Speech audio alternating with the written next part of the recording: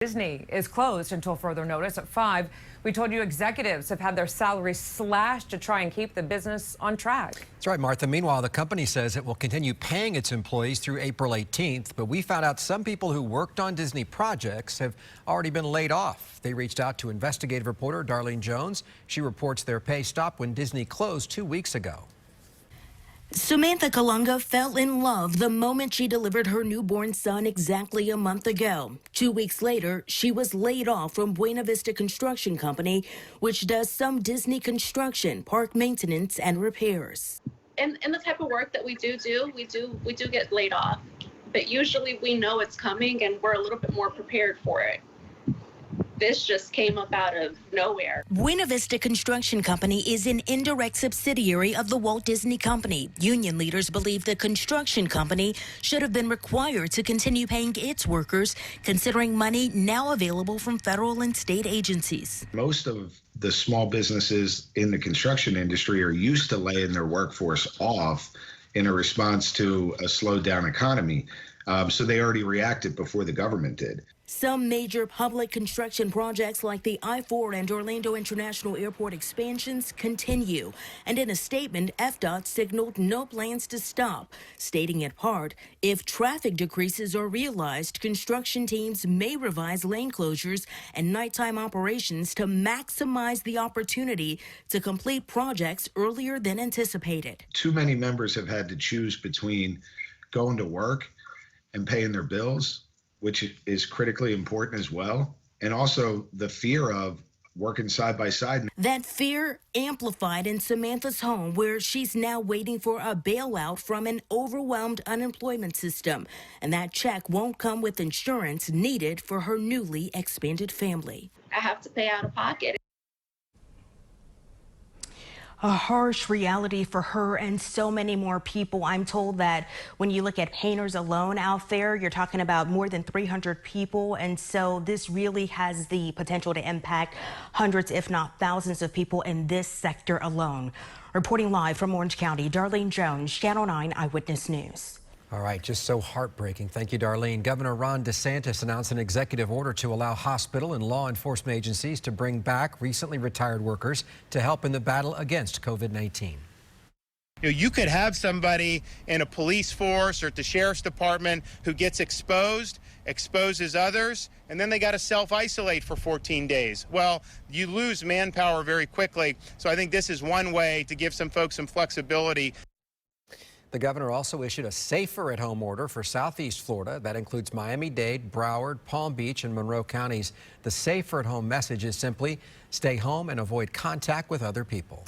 After a 2-week break, students went back to school today in several districts as teachers taught them virtually. Channel 9 Seminole County reporter Jeff Coolidge, whose wife is a teacher, shows us how it worked and what students could expect in order to receive a grade. In my house, I have 2 students, all working on computers. My wife is a teacher. They're all distance learning today, like so many across Central Florida. Yes, and that's one of the things that is good about this whole distance learning thing, because you can go at your own pace. And as long as you meet a deadline, it's okay. My son Mason started his school day yesterday thanks to some of his teachers posting their assignments over the weekend. My daughter Lily, on the other hand, just started this morning with her classmate Gabby. You found the answer, Lily? No. My kids, like your kids, are adjusting to school life online. My wife Jennifer must juggle their schoolwork with her own. She's a teacher at Rock Lake Middle School in Longwood. I've been getting a lot of feedback from the students, a lot of questions over eCampus as far as where they can find certain video files or how we're going to go about using the video files I made available to them. Mrs. Coolidge has set up office hours for the students and parents, 9 to 1 each day for any questions they may have.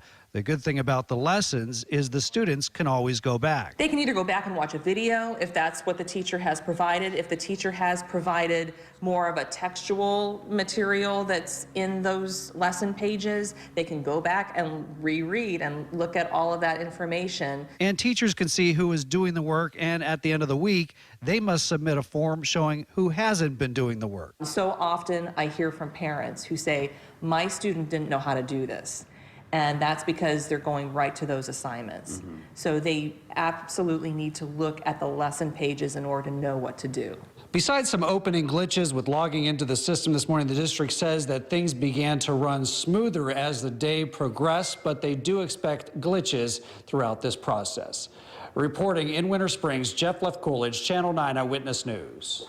Excellent perspective. So far, most businesses are complying with Seminole County's social distancing order. The sheriff says no citations have been written yet, but he made it clear those who violate the order will face a fine.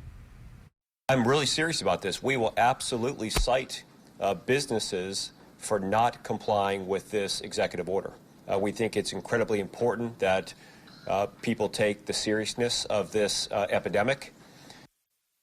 Meanwhile, the city of Port Orange extended its local state of emergency for the pandemic by a week. It was supposed to end today, but it will now go until April 6th. City leaders are urging people to stay home as much as possible. Greg? Martha, a hospital ship that will be used to treat people who don't have the coronavirus is now at New York Harbor. The USNS Comfort docked this morning. It comes as more than 1,000 people died from the virus in New York, and officials are bracing for the hospital system to be even more overwhelmed. The boat includes 1,000 beds, 1,200 medical personnel, and 12 operating rooms. New York City's mayor expects the floating hospital to start running tomorrow. FEMA is working with manufacturers worldwide to get critical supplies to people in need. The spokesperson says flights containing the supplies arrived at a hub in Chicago this morning. From there, the supplies are sent to other states through private sector distribution networks. The first flights landed in New York City last weekend. Supplies are being distributed to the tri-state area. A pastor has been arrested for holding large services despite a safer-at-home order that's currently in place in Hillsborough County. Take a look at this video. The River at Tampa Bay Church posted a live stream of its Sunday morning service. You can see dozens and dozens of people packed inside the building. The county order requires all non-essential services to halt operations. Today, the sheriff said the pastor encouraged his congregation to meet at the church and even arranged bus transportation so people could attend. Our goal here is not to stop anyone from worshiping, but the safety and well-being of our community must always come first. The sheriff says the pastor was arrested on misdemeanor charges of unlawful assembly in violation of a public health emergency order. The church released a statement saying it should be considered essential, just like hospitals and law enforcement. The stay-at-home mandate, which went into effect last Thursday night, means fewer people should be out on the roads. And as Channel 9's Steve Barrett found out, highway patrol troopers are already seeing a drop in drunk drivers hitting the streets. If you have been sheltering yourself in place, you may not have noticed that the roads are empty in Central Florida. Well, that is having a huge impact on crashes and DUIs. Immediately after bars were closed prior to St. Patrick's Day reveling, FHP troopers noticed something dramatic. I was very surprised. We have seen more than a reduction in the Florida Highway Patrol's arrests for driving under the influence compared to the same time last year and even in 2018. Traditionally, March is one of the worst months for crashes on the roadways and for DUIs. But since St. Patrick's Day, when bars closed, FHP has only made 15 DUI arrests. In 2019 and 2018, that number was more than 30 each year. It's more than a 50% decrease. We believe that people are staying home. If they are consuming alcohol, then they're staying in a place where they don't get behind the wheel. It's evidence that Central Floridians are heeding advice and staying home. For more evidence, FHP has also noticed a dramatic decrease in fatal crashes throughout all counties in Central Florida. This is one promising thing that has happened out of this whole situation, is that those numbers have dropped and our crashes have gone down also. Our crashes have dropped probably less than half of what we would normally see in the same time period.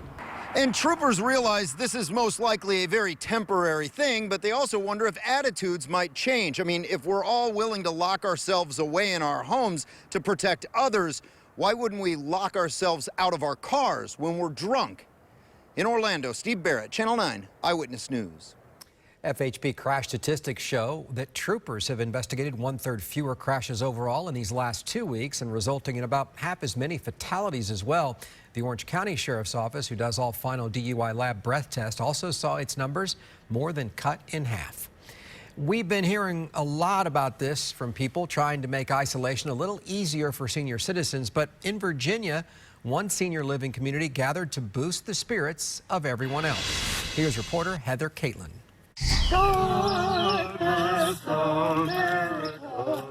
People at the Lakewood Retirement Community joined in from their balconies, windows, and in front of the building. It was to show support for each other and anyone else who could hear them while self-isolating. It's been tough for some kids to be cooped up at home, so Queen Elsa showed up to spread some cheer in Ohio. Into the unknown. You're a strong princess, right? Yeah, you sure are. Children were excited to see their strong hero, who had a message for all of us. It is a hard time, and we are going to make it through. And I believe we're going to be stronger because of this. And one veteran in Richmond, Virginia, who has been through a lot of hard times, says he's floored at the generosity of his neighbors. Norbert Kopecko fought in World War II and recently turned 101 years old. To celebrate, his neighbors gathered at the end of their driveways with homemade signs and sang happy birthday. I think it's just so unusual to have the neighbors come together and celebrate a birthday to an old geezer like me. It's just amazing. But I've got the most wonderful neighbors in the world. I'm Heather Catlin reporting.